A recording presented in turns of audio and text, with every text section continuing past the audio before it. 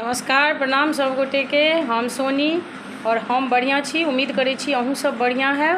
तो आइ बहुत दिन के बाद एकटा कौआ कुचरैत देखलिए तो अपन बचपना याद पड़ि गेल जे बचपन में कौआ कुचरै छलै तो हम सब कहै छलिए आइ पाहुन एथिन। तो अपना मैथिल में तो कौआ कुचरै छै तो कहै छियै जे आइ निश्चित एकटा पाहुन एथिन। तो ओही पर दू लाइन हम जे छै से अहाँ सबके सुना रहल छी। दू लाइन बनेलहुँ हन।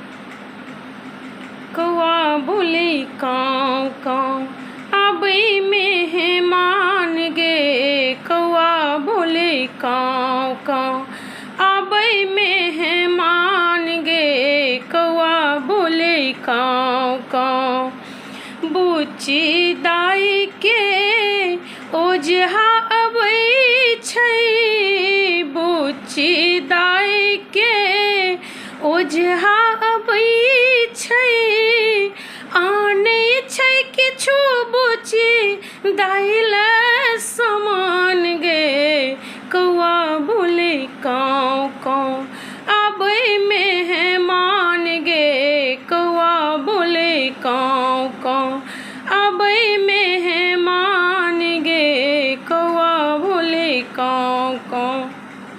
नीक लागल है अगर अहाँ सबके तो लाइक कमेंट्स जरूर करब और हमर यूट्यूब चैनल के सब्सक्राइब करब।